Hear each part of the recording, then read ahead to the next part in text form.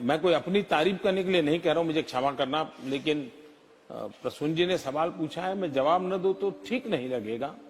जब मैं गुजरात में था मुख्यमंत्री के नाते, तो सार्वजनिक समारंभ में जाता था तो लोग बैंड सौगात देते हैं, बढ़िया सा शॉल देते हैं, कभी कोई चांदी की तलवार दे देता है, कोई अच्छा अच्छा ताजमहल दे देता है, कुछ न कुछ देते रहते हैं, बहुत बढ़िया बढ़िया पेंटिंग देते हैं।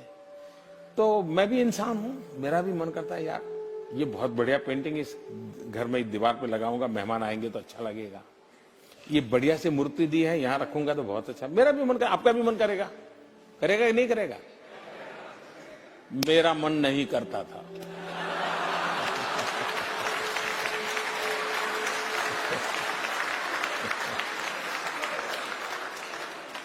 और मैं ये सारी चीजें सरकार का जो ट्रेजरी होता है, तोशाखाना बोलते हैं, उसमें डाल देता था। वो भी बड़े तंग आ गए कि ये सब क्या सब्जी से आप बारियां बेच देते हो। मैंने कहा मैं कहाँ रखूंगा भाई, मेरे कौन संभालेगा इन चीजों को, कोई इसके लिए किसी को रखना पड़ेगा मुझे। मैं दे देता था।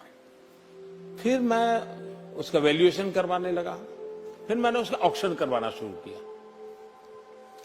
हम लोग जानते हैं हिंदुस्तान में राजनेताओं के साथ ऐसी बातें सब सच होती है, सभी मैं नहीं कहता हूं, सब झूठ होती है, ये भी मैं नहीं कह सकता।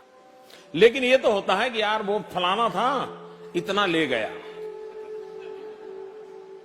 लेकिन मैं गर्व से कहता हूं कि जब मैंने गुजरात छोड़ा था तो ये जो मुझे मिलती थी चीजें, मैं उसका लगातार ऑक्शन करता था पब्लिक में, और ऑक्शन करके उससे जो पैसा आता था वो मैं गर्ल चाइल्ड एजुकेशन के लिए सरकार में डोनेट कर देता था।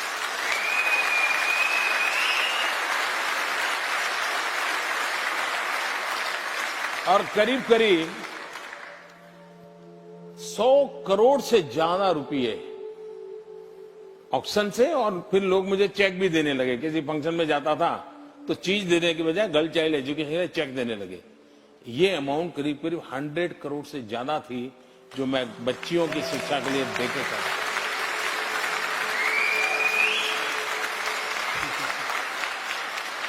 जब मैं मुख्यमंत्री से निकल करके दिल्ली आना तय हो गया, आप लोगों ने मुझे धक्का मार दिया, तो मैंने मेरे अफसर जो थे उनको बुलाया। मैंने कहा भाई ये जो मैं एमएलए के नाते कमाता था, क्योंकि एमएलए के नाते पैसे मिलते थे, मैंने कहा पैसे पड़े हैं, क्या करेंगे हम लोग, मैं कहां ले जाऊंगा? आप हैरान होंगे सुनकर के, मुझे अभी याद नहीं है, शायद 5-6 लाख रुपया था। मैंने कहा भाई मैं तो कोई सरकार में दे देना चाहता हूं।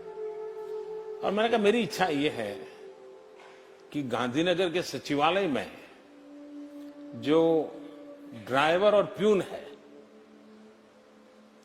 उनके लिए मैं अमाउंट छोड़ दूं, आपको इसका व्यवस्था कर दीजिए, और उसके ब्याज में से ये ड्राइवर और उनके प्यून के बच्चों को कुछ न कुछ मदद मिलती रहे, वो पढ़ते रहे, ऐसी व्यवस्था कीजिए। मेरे जो अफसर थे सुन रहे थे मुझे, कुछ बोले नहीं। वो अफसर बड़े कुशल होते हैं, मुंडी ऐसे से हिला रहे थे।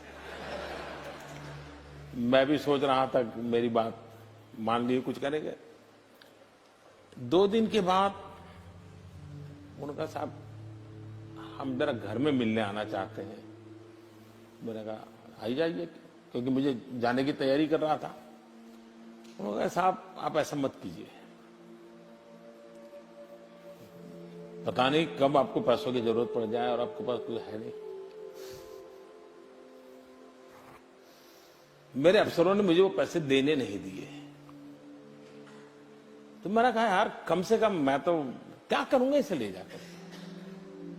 आखिरकार वो बहुत समझाने पर मान गए, और सारे पैसे तो मेरे उन्होंने लेने से मना कर दिया, लेकिन एक छोटा सा फाउंडेशन बनाया, और मुझे याद नहीं आज शायद 21,000 रुपया है, इतना कुछ शायद उसमें मैं दे करके इन गरीब लोगों के लिए दे करके निकल गया।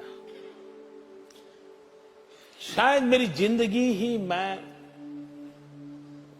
ऐसी अभाव में पैदा हुआ हूं, इसलिए मुझ पर किसी चीज का प्रभाव नहीं होता है। वाह।